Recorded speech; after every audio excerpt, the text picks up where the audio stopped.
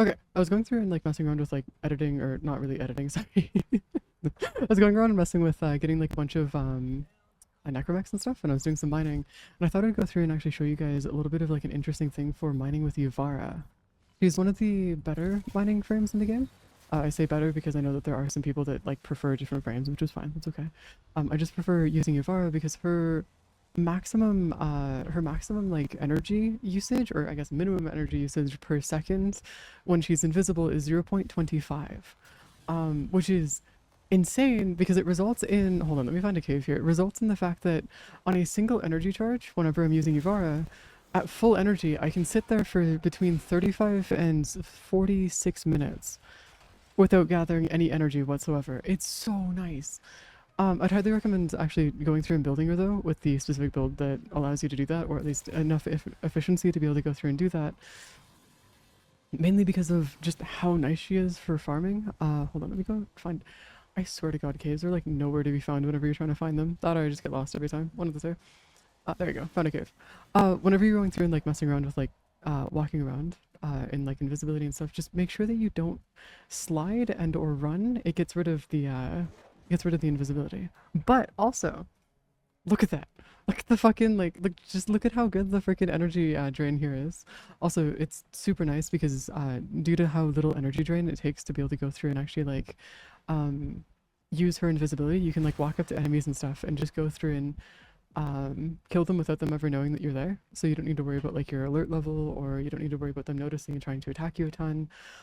Granted, if you have a cat and or any kind of animal with you, if you don't have the proper I'm gonna call them aggression mods and or like behavior mods. I'm not entirely sure what they're called, but they will attack the enemies and like alert them and stuff. So just heads up that they will attack. So you will have to make sure that either you have those behavior mods or you get rid of like making sure that like you just don't have your cat with you, which is fine. Though I would highly recommend having a Shemitah and or a animal that has the loot mod for like 18% to double whatever drops you have, because it does actually work on your mining resources.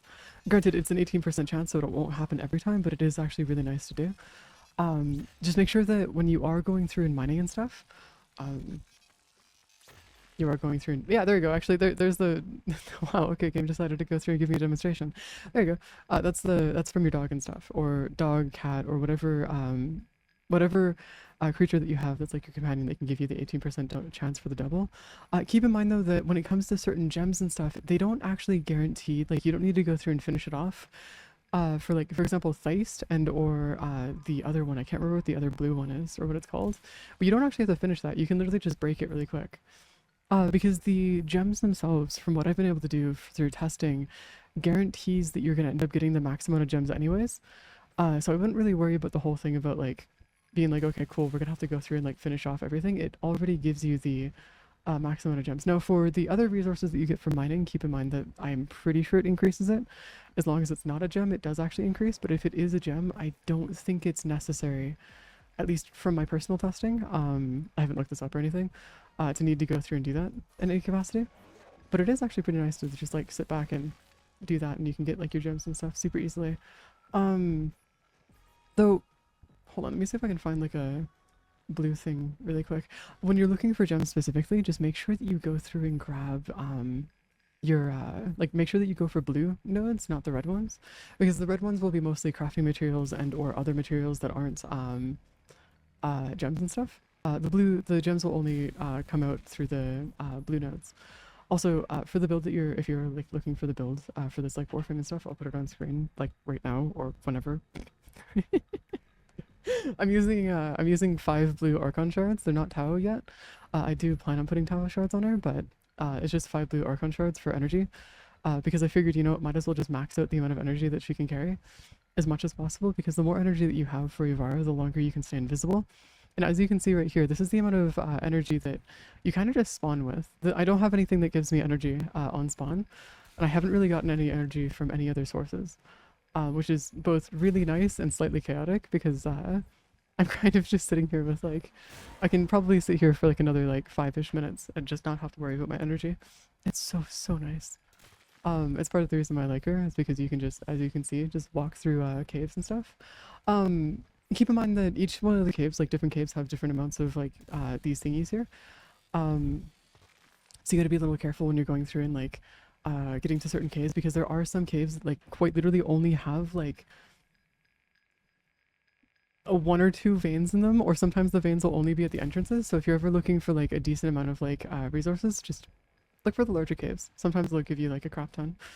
Though from what I sorry, excuse me, from what I understand, the caves themselves is a random chance, so it's not a guarantee that it'll actually go through, and guarantee like a crap ton of like resources and ore and like, or like the mining nodes and stuff. It's just one of those ones where it just has a higher, like the larger the cave, the higher the chance of the actual ore veins that are there. At least from what I've been seeing so far. Just because, you know, there's some places that are better than others for this. Actually, there's one. Oh god, hold up. And there you go. I guess we're up here. Oh, god damn it. Hold on. Hold on. There we go. There you go. And there you go. That's a pretty good example of the Theist, is that when you get like Theist and or the blue one, you'll guaranteed to get like 2 and sometimes 4, but it's always a random chance between the two. And it doesn't actually matter if you finish the node properly or not. Which are the ones that you'd normally be looking for anyways, if you're looking to get like either standing or looking to get like platinum out of it, because you can actually sell the Theist for about 2 plat each when they're refined. All the refined Theist and stuff sells for about 2 plat each on the market, which is actually not bad. Zodian, that's the other one I was looking for. Yeah, Zodians, you only get about 2 of them per node either way. So whenever you run into the blue ones, just break them really quick and you don't really need to care past that. It's pretty good. It's pretty awesome. But yeah, that's about it. I'll pop up the build a second time if you guys need it, or if you guys want to like grab the build from me in the Discord, feel free. But yeah, that's about it. Super easy, nothing too difficult, and honestly, pretty nice. That's why I like her. She's awesome.